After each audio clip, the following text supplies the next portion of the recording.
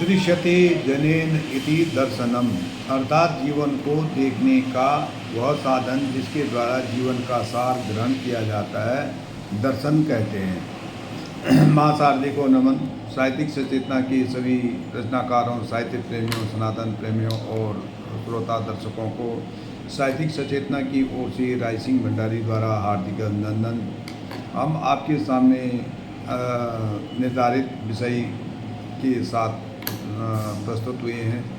आज का निर्धारित विषय है दर्शन। कृपया वीडियो को अंत तक अवश्य देखें और अपनी राय और टिप्पणी अवश्य साझा करें। तो दर्शन क्या है? दर्शन संस्कृत शब्द दृश्य धातु का दृश्य धातु से बना हुआ है, जिसका अर्थ देखना है। देखने से मतलब है हम खुली आँखों से भी देखते हैं और बंद आँखों से भी देखते हैं। तो जो हम बंद आँखों से हम देखते हैं, जो आध्यात्मिक दृष्टि से देखते हैं, वही दर्शन कहलाता है।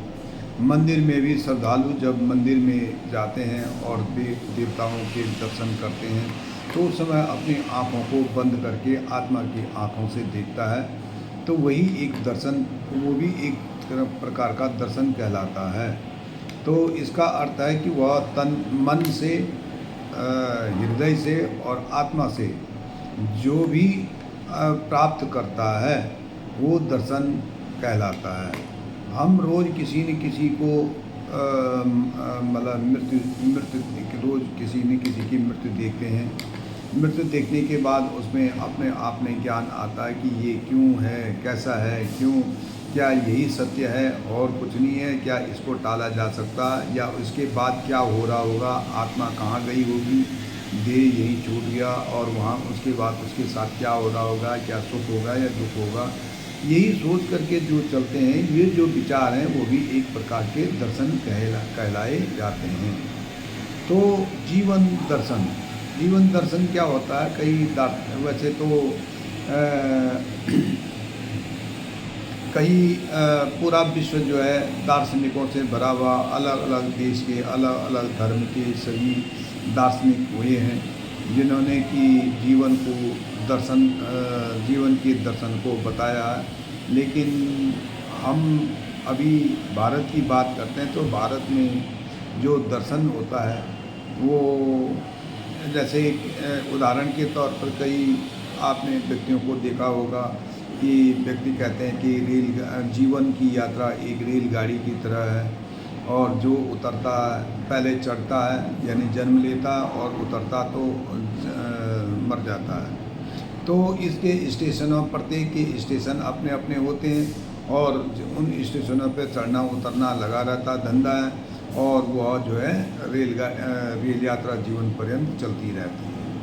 तो अब दर्शन के मुख्य तत्व जो है 6 होते हैं, जिसमें सांख्य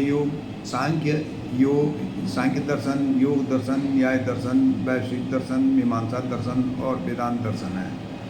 तो हम अगर इनकी छोटी सांख्य योग के प्रणेता जो है कपिल मुनि थे, जिन्होंने स्वयं विष्णु के अवतार माने जाते हैं, और उन्होंने सांख्य योग में अपने पुरुष और प्रकृति के संयोग से सृष्टि का विकास बताया हुआ है।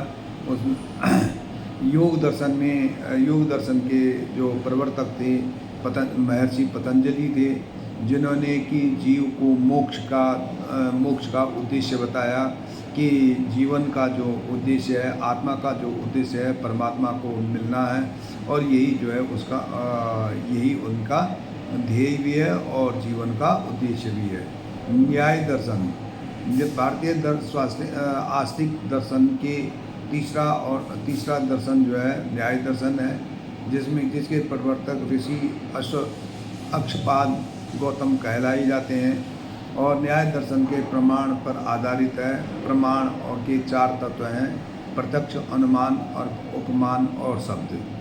तो इस प्रकार से न्याय दर्शन जो है सृष्टि के ईश्वर को सृष्टि का कर्ता, भर्ता और हर्ता मानते हैं। वैश्विक दर्शन, यह भारतीय दर्शन का चौथा दर्शन है, जिसमें ऋषि कणाद हुए हैं, जिन्होंने कण के अनुसार जो है परमाणु को परमाणु के ज्ञान को प्रतिपादित किया है। इस दर्शन में 6 भागों में इसको बनाया 6 भागों में बांटा गया है। द्रव्य दर्शन, गुण दर्शन, कर्म, सामान्य, विशेष और संवाद। मीमांसा दर्शन, इस आस्तिक दर्शन की प्रवर्तक महर्षि जैमिनी रहे हैं।